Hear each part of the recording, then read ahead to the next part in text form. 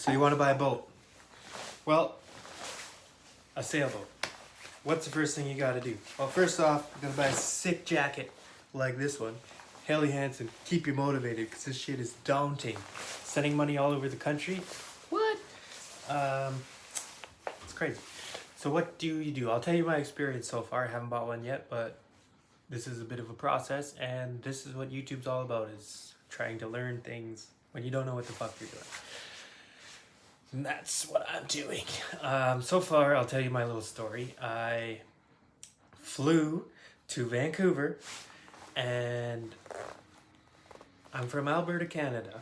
I flew to Vancouver.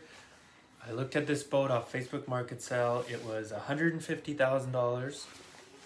I went there. I quickly realized that you got to pay taxes. I think that is about $15,000 on top of the price. This guy had it listed with a broker, but he didn't ever have that brokerage fee listed, so I had to pay another $15,000. You got to get this boat surveyed, so that's another $3,000. So all of a sudden, this $150,000 boat turned into a $180,000 boat, and I got a little discouraged. So I said, "Fuck it, I'm gonna go to South Africa."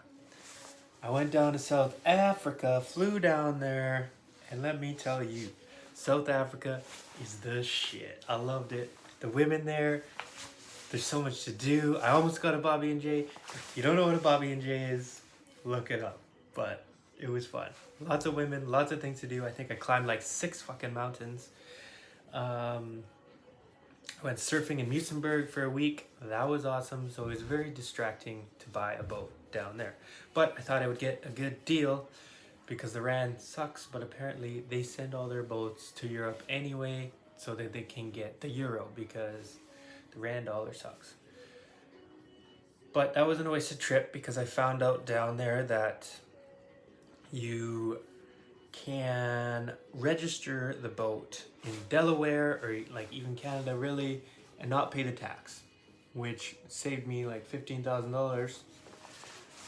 So that was a good thing. Africa, a sweet, have to go there. I'm gonna go there again, no questions asked. So much to do, mountains, experience. It's not really that bad. So anyways, I am not there anymore. I flew out of there. I found it too distracting. I had to get out there. I got a mission. I'm gonna buy a boat. So I flew to Split, Croatia. That's where I'm at right now in my Airbnb. And what else? Flew here and I was like, sup? Show me some boats. But it is January, and apparently January 21st, 2023. And it's not the best time to buy a charter boat. Because apparently charter boats at this time of year are already pre-booked into the summer to go on charters, blah, blah, blah. So you can't even buy one. What's the point of even advertising if you can't even buy one? Super annoying. Anyways, the best time to buy a boat is in the fall if you want to buy a charter boat. Is buying a charter boat worth it? They're well-used boats, let's just put it that way. And you know, if you buy an owner boat, you're going to talk to them. It's going to be very personable. It might be the way to go, but you can definitely find a little bit better deals with a charter boat for the year and other stuff like that. But they're not going to be as well meticulously maintained and loved compared to an owner boat. I'm in Split. So I'll tell you my process so far. What I've learned is you want to go see the boat in person because pictures on the internet are very misleading. They're motherfuckers, and you gotta see the boat in person. You're gonna want to love the boat. It's like buying a goddamn t-shirt. You walk out of that store, you say, I love this t-shirt. You wear the shit out of it until it's got holes in it. But you don't love that t-shirt, it gets discarded. Just like any piece of machinery or anything, especially if it's expensive, you're going to want to love it. So you want to go see it in person, which is going to cost you a lot of money in flights. But it is what it is. There's boats all over the world. I found Europe. There's tons of boats here. I think it was worth doing. So what you're gonna want to do, my suggestion is fly to Europe. I'll tell you a little my process so far that I figured out. Talk to the broker. You're gonna have to be very persistent on these motherfuckers because not all of them get paid by the commission. And they get tire kickers all over the world all day long calling them about boats. You're gonna say, I'm serious. You're gonna want to go see the boat in person. And from there, you want to purchase contract. Send them the purchase contract, like send it to yourself so you can look it over. And then typically what they do is 10% down. And from there, you get the boat surveyed. You're gonna want to get it surveyed just for peace of mind.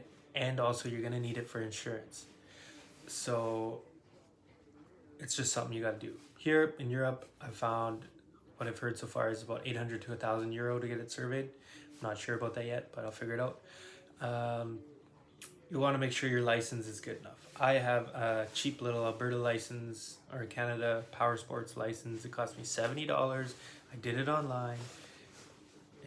You don't even have to take a test. So I got to see if that's good enough for the Med because you have to have a license, I guess. What else? So yeah, talk to them, talk to the broker, purchase contract, 10% down, survey, give them a big fat check, transfer money or whatever you gotta do, and then the boat's yours.